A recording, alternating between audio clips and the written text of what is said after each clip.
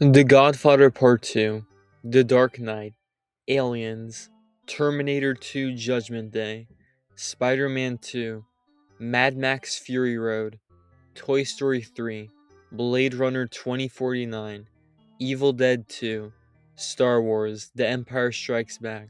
These films, along with many, many others, are considered to be some of, if not the greatest film sequels of all time.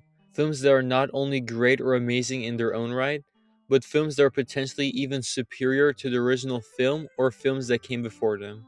Crafting a good or competent sequel is extremely difficult to do, but the filmmakers behind these films were somehow able to craft not only good standalone films, but films that enrich previous installments. But yet, despite how iconic and classic all of these films are, I believe there is one sequel that stands above these films.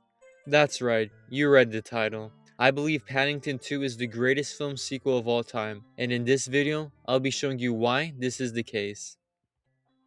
In case you are unfamiliar with this film, Paddington 2, the 2017 sequel to the 2014 film Paddington, follows Paddington Bear as he's just living his life with the Brown family in London, but after being framed for robbing an antique shop is thrown into prison, as he tries to escape as the whole Brown family try to find who the real culprit is.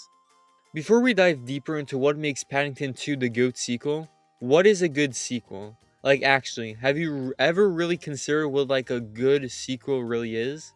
There are 6 key points that truly make a sequel spectacular. So let's talk about each and how they apply to Paddington 2. The first is fairly simple, being a good movie, something at which Paddington 2 excels at. In fact, I would consider this a perfect movie.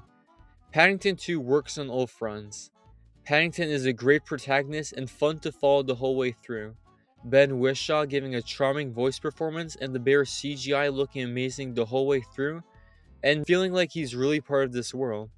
Every other character being fleshed out and having their own character arcs throughout. And how could we forget the dastardly Phoenix Buchanan, and one of Hugh Grant's best and most memorable performances, a magnificent antagonist that despite trying to ruin Paddington and stop the Brown family the whole way through, he never truly succeeds with his goals. The screenplay is fun and captivating the whole way through. Not a single dull moment in this tight film that makes it endlessly rewatchable. The technical aspects of the film are also very solid, the most memorable being the production and costumes of the film, primarily in the prison. Those prison scenes, especially with the pink outfits, are visually stunning and some of the most memorable parts of any film that decade. Although meant primarily for kids, this film can appeal to people of all ages. It doesn't try to be a lifeless slop movie that moves a mile a minute to keep kids watching, but just an amazing film overall that introduces Paddington to a new generation of people. There's not a single bad thing I have to say about Paddington 2. There's nothing remotely bad I have to say about this movie, because on all fronts, it does a solid job at everything. Now let's talk about my second point, how a good sequel honors and respects characters and ideas from the previous film, while also introducing new characters and ideas as well, and finding the perfect balance between the two. Paddington 2 brings back a lot of characters from the first film, but still has something to do with them while new characters come in and fit perfectly. Henry, Mary, Judy, and Jonathan Brown all have something to do in this film, each feeling just the way they were in the first film, while also having their own interesting respective arcs as well. Despite the relatively short 104-minute runtime, they are still all fleshed out in this film, and no member of the family falls in between the cracks. Other characters from the first film return, those being Mrs. Bird, Mr. Curry, Mr. Grubber, and the other neighbors in Windsor Gardens. And while not having the most substantial roles compared to the first film, this isn't necessary as they aren't the most vital to the plot. Them just being there and having small roles is all that is needed. The new characters are great additions to this world as well. I've mentioned Phoenix Buchanan previously, but I have to re-emphasize how much of a great addition he is to this film, fitting into the zany and wacky antics of this world. The prisoners are really fun additions, especially Brendan Gleeson's Chef Knuckles. Despite how cruel and mean they seem at first, Paddington's kind heart and marmalade sandwiches really warms up these convicts, and shows how deep down there really is good in all of us. For some, it just takes a while to find it. Despite being criminals, you really are rooting for them to escape and get away. And despite their crimes, you know they're good people, and more great additions to this film. The other new characters, such as the Judge and Madame Koslova, also fit in well into this world. No character is given more development than another, aside from Paddington, and balances everything perfectly. Paddington also trying to get his Aunt Lucy a gift the whole film is heartwarming to see, as throughout all of these films she has been a major part of his life, with the beginning of the film emphasizing this. So it's sweet to see him finally give her a gift at the end of the film. Now let's get to the third point, probably the most controversial point about what makes a movie a great sequel. That being that the sequel has to be better than the original. Now, I know that people's opinions on film are subjective. For most films, you can't say they're objectively better than another. Like, is The Godfather Part 2 and Aliens objectively better than the original Godfather and Alien respectively? For you, it might be, but for others, it may not be. Now, there's probably a couple people out there who will disagree, but Paddington 2 is nearly universally considered to be superior and better in every way to the original Paddington. For all of the charm the first film has, the second film is just more entertaining, fun, and more rewatchable in every way compared to the first film. On basically every rating platform, whether it's IMDb, Rotten Tomatoes, Letterboxd, or whatever you use, critics and audiences both agree that Paddington 2 is better than Paddington, no matter what you use. There are probably a few that think the first is better, but they're in an extremely small and unvocal minority. Another thing that sort of relates to this is that the original or previous films can't be considered perfect or masterpieces. If the first film is considered a 10 out of 10 movie, you can't really be better than it, right? Sure, you can be equal in quality, but for the most part, you're going to be still seen as inferior even if you are a solid follow up. It may seem like I don't like Paddington 2014 since I've basically been shit talking this film the whole time, but I still really like that film.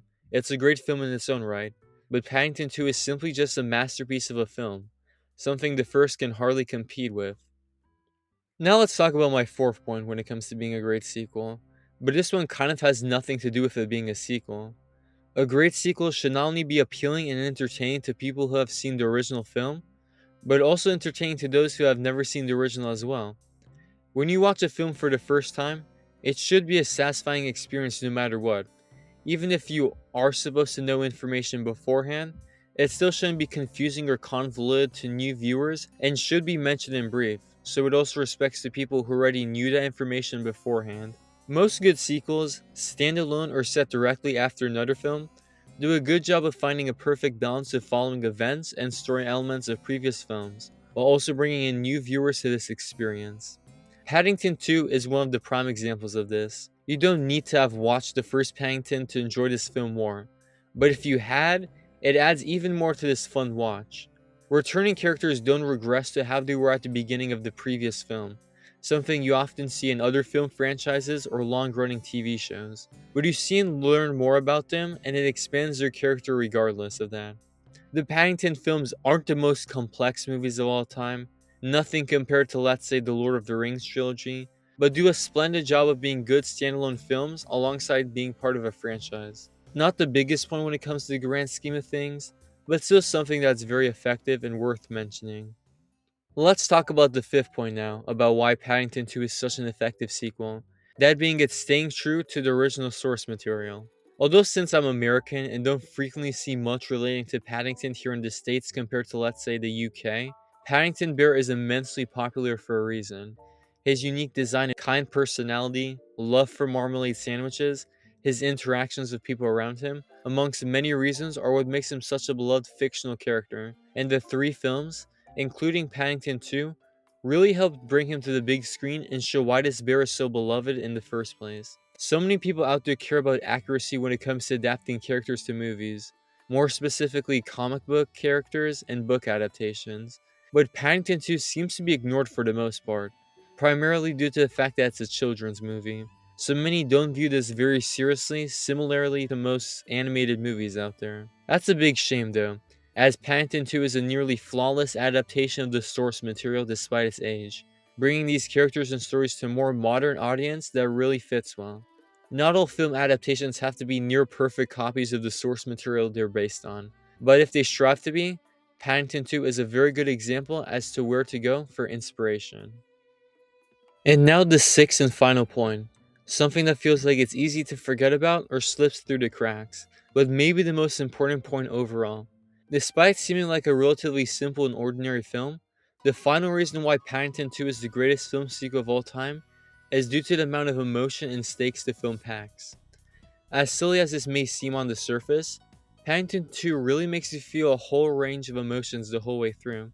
The conflict between Paddington, the Brown family, and Phoenix Buchanan has you at the edge of your seat the whole way through, wondering if Paddington will somehow be able to be proven innocent, but also if they will be able to catch Buchanan as well.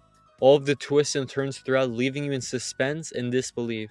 Aside from Buchanan, a villain you grow to hate and despise as attended, all of these characters are very likable despite how different they are. You grow to care about all of them deeply. It's very hard for a movie to make every character likable, as there are usually a character or two fans don't care for, but this is never the case for Paddington 2, as you're rooting for the protagonist the whole way through. And of course, Paddington trying the whole film to get a gift for his Aunt Lucy. Especially due to her old age and the death of Uncle Pastuzo in the first film, you desperately want Paddington to give this gift to his dear aunt, to show how he still cares about her and how much she means to him despite being separated halfway across the world.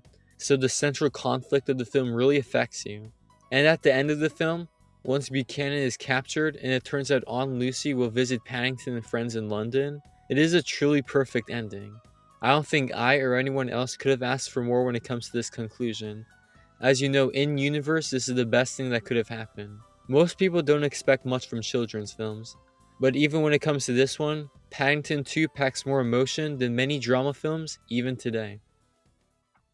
As silly as this whole video may seem to many, hopefully with these 6 points and more, I've shown you why Paddington 2 is, in my books, the greatest film sequel of all time. Now, when it comes to all of the sequels I mentioned at the very beginning of the video, they are all truly phenomenal sequels and films in their own right, but they just suffer from a couple of these problems I mentioned previously, amongst other problems that I would just have to talk about individually.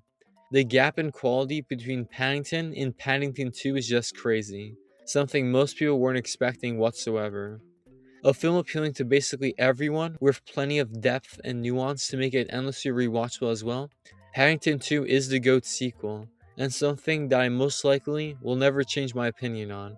It's not a usual suspect when it comes to conversations like these, but highlighting the many qualities of this film show you that they don't have to be the biggest or boldest film ever to pull off feats like this.